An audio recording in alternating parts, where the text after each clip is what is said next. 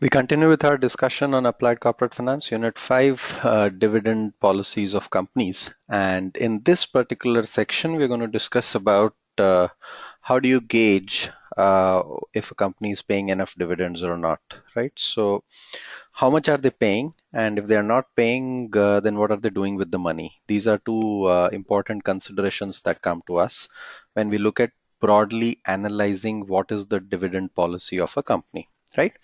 Now, under this construct, when you're assessing a company's dividend policy, there are two probable things that you need to understand.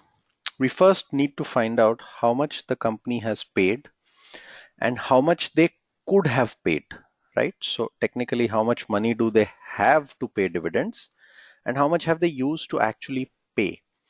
Now, what they pay, what they actually pay versus what they could have paid, if this is lesser, if they're paying lesser, then what are they doing with that money, right? And the more important consideration is if they are creating value by investing that amount, by reinvesting that amount into the business, are the managers really doing anything with that cash? So we figure out how much cash a company is generating. That gives us how much dividend it could pay.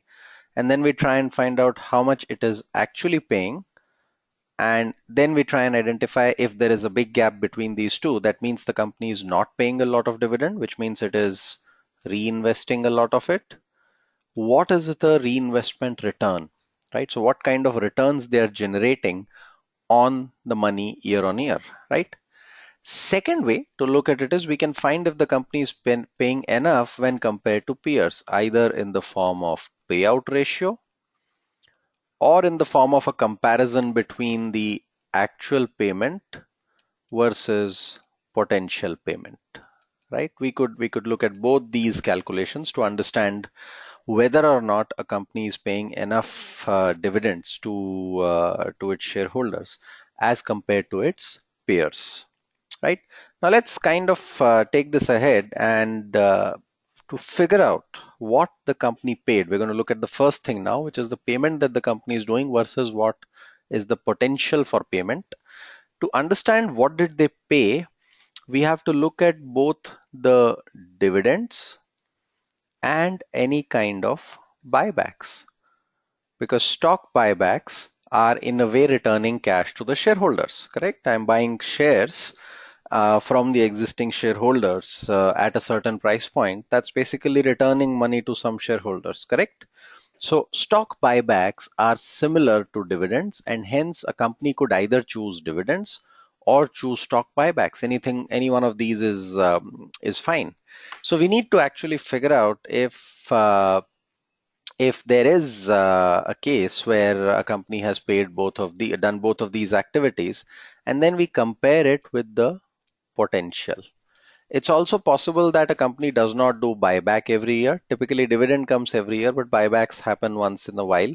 So it's possible that we might get a better picture if we view this over a period of multiple years, since buybacks may not happen every year. They may not do those buybacks every year, right?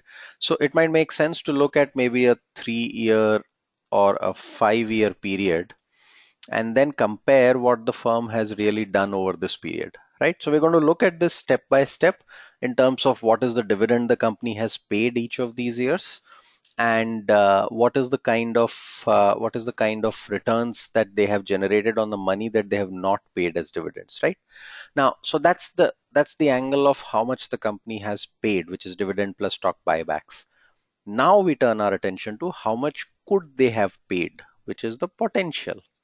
Recall from our earlier discussions that the potential of dividend payment is nothing but the free cash flow to equity, correct?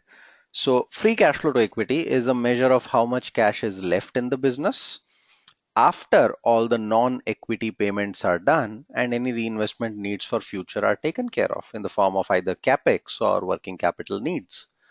If you recall, how do we arrive at the free cash flow to equity? We start with the net profit number, correct? To that we add the depreciation slash amortization, if there is anything of that sort. Amortization, if we recall, is nothing but depreciation for intangible assets. To this, we subtract any kind of capital expenditure, capex, that the company has done, any addition to the fixed assets, capacity addition. We subtract any change in the net working capital. That's the money invested in the working capital of the business. We add any new debt issuance, which means they've raised money, debt has come in, and we subtract any debt repayments. Correct? Once we make these adjustments broadly, we should arrive at what is called as the free cash flow to equity. And this is what is the potential amount that the company can pay as dividend. This is available for shareholders. In fact, under our assumptions of discounted cash flow valuations, at some stage we will start using this number to discount and identify if a company's value is correct, right? So it's, in a sense, the capacity of a company to pay dividends is what we are accounting here in this context. Now, that's what we mean by FCFE, and that's the same formula that we saw, which we had built in to kind of understand whether the company is paying enough as dividends. So we have to compare FCFE each year versus the dividends plus buybacks, if there are any buybacks in a company, right? Let's do this analysis for our company under consideration, which is Apollo Tyres, right? So let's try and analyze Apollo Tyres numbers, and let's try and figure out what kind of money have they paid out as dividend, and what kind of free cash flow to equity have they had. We're going to look at 3 years for them. We're going to look at 2014, 15, and 16 for them from their annual reports, and plug in the data to first calculate what is the FCFE. Then we will try and find out what is the dividend paid each year. And we will also look at, obviously, the profit numbers will also come into picture from there. So we'll know the dividend payout ratio as well. Then we will try and see if they have any kind of buybacks. And then we will compare these two with FCFE and see how much money they have paid. So let's start this exercise.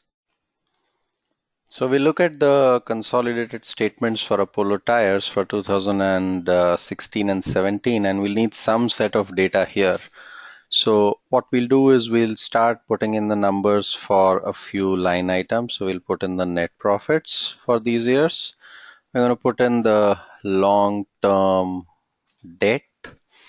We're going to put in the capital expenditure. In fact, we can directly put that in the sheet when we look at that. We're going to look at current liabilities.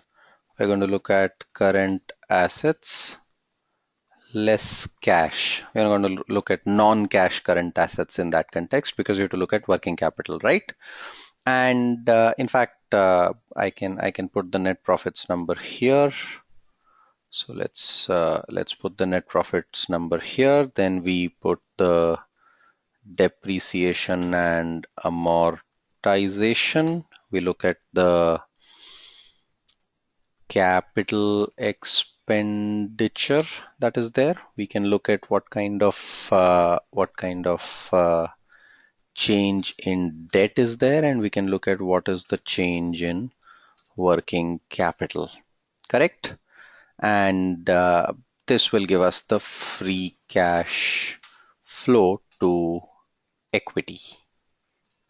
And we're going to look at years 2000 and let's start here, 2014, 2015, 2016. So let's put the numbers for 2016 in very quickly. Long-term borrowing 609596.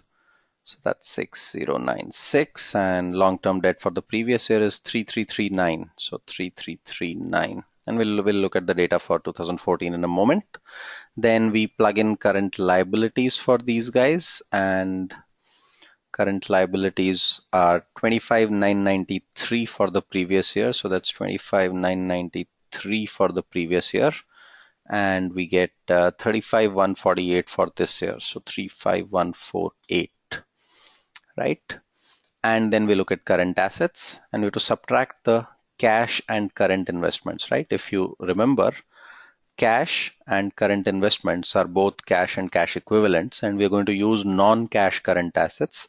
So those are the data points. We'll have to take 45,430 minus these numbers that we see here, right? The cash number and the current investments number, because those are cash equivalents. So we take 37,720 for the last year. So we have, that's equal to 37,720 minus what is the number for current investments? That's 1,000, and cash is 5,946. So minus 1,000 minus 5,946. That's my non-cash current assets. And if you look at what's the number for this year, that's 45,430. So that's 45,430 minus 1,216 and 5,942. 1,216, 5,942. That's my non-cash number for this year, correct? And we can actually just format it so that all that seems in place. We can plug in the numbers for net profit, and remember, there are changes in working capital which will come out, and in fact this change in working capital, instead of just change in working capital, let's put it as change in current assets and change in current liabilities, right? So we have these numbers that are available. Let's unfreeze this and let's freeze it here.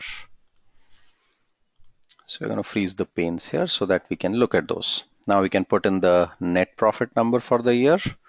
What is that number? So the profit for the year is 10,930. That for last year is 9,776, correct? And depreciation and amortization is given here. So that for this year is 4,239. And for the previous year is 3,883. CapEx. CapEx is an interesting number. Now, to get CapEx, what we're going to do is we're going to go directly to cash flow from investing activities on the balance sheet, and we're going to look at what kind of they have done in terms of purchase of fixed assets. Primarily only the fixed assets is what we're bothered about. So that's 17,154 is what is done there. And in this particular case, investment on acquisition of subsidiary is also based, that's an acquisition. So you have bought another fixed asset there. So we will look at both of these line items. So 17,154 plus 2,893. That's going to give us the number for CapEx. So that's 17,154 plus 2,893 is my total capital expenditure number. What is the debt number? That can come from change in debt essentially. How do I get change in debt? That's available as the total long-term debt minus short-term debt that is available, right? And then change in current assets is available as this year minus last year, and change in current liabilities is also available as this year minus last year, correct? So we have this data. We can actually try and format the entire set of data and see what is the free cash flow to equity that the firm has been able to generate. So let's calculate the free cash flow to equity for this year. That's 10,930 plus depreciation minus the capex plus change in debt minus the change in current assets plus the change in current liabilities. You actually have negative free cash flow to equity. Let's also look at the number for the previous year. So it might make sense to look at the capex number for the last year. That's 6,373. And there was no acquisition last year. Change in debt, we'll have to get the previous numbers. Change in current assets and current liabilities, we'll have to get the 2014 numbers for that as well, right? So let's try and get the earlier annual report. So let's go to the previous year annual report, and that's what we get, the consolidated balance sheet for Apollo Tyres. Last year's the numbers are in slightly smaller font, so let's look at those numbers. So the debt long-term borrowings number for 2014 was 7137. So we can plug in this number here as 7137. Current liabilities were at 30778. So that is at 30778. And current assets less cash. If we look at the total current assets, that's 41718, and you subtract cash, that is 6540. So that's equal to 41718 minus 6540. We can actually get these numbers for the previous year as well, and all of them are declining. And when we do the calculation, we find free cash flow to equity was 3107 for that year, right? This is in rupees millions. So obviously we have this data. Now the next task for us is to find out the dividend paid in rupees million once again for that particular year, or declared for that particular year in terms of the amount that is there. So let's try and consider what is the money that they have declared, the dividend that they have declared. To get the dividend, we can go to the annual report, and in the annual report, under the details of what's happening to reserves and surplus in the notes, consolidated statements, we find that proposed dividend is 1018 for both the years, and there is a dividend tax which is 28.3 million and 207 million. So 1018 plus 207, 1018 plus 283. So that's 1018 plus 283 and 1018 plus 207.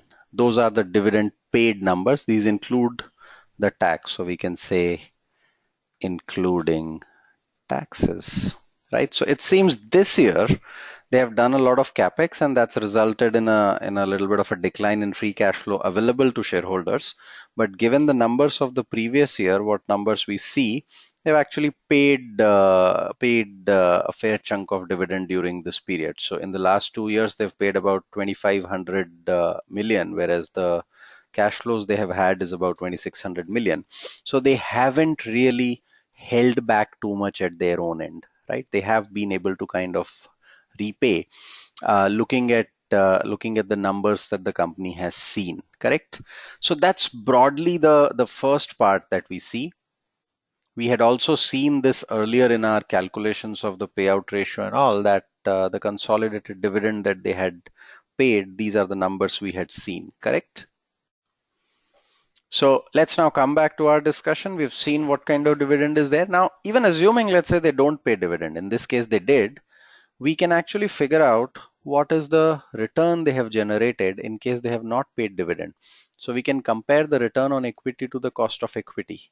Remember, we have already calculated the cost of equity. We have the beta, we have the risk-free rate, and we have the RM minus RF value. So with these three, we can calculate the cost of equity. Let's calculate return on equity for last 2 years and try and see whether they have actually exceeded what they should have paid. So in order to calculate the return on equity, we will need the equity value for the firm, and that's available on the annual report. If we can quickly go back to the consolidated balance sheet, we'll find total shareholder capital is 61822 and 50423. So that's 61822 and 50423, correct? That's the equity value that we see. Can we get the return on equity? That's nothing but my net profit for the year, which is here, divided by my equity share capital, 17% for this year, 19% for the previous year, correct? And now what is the cost of equity for the firm? Recall that the beta we had calculated was around 1.05. So cost of equity is risk-free rate, which is 5% in our calculations, plus 1.05 multiplied by approximately around 8% is what we had calculated for the equity risk premium.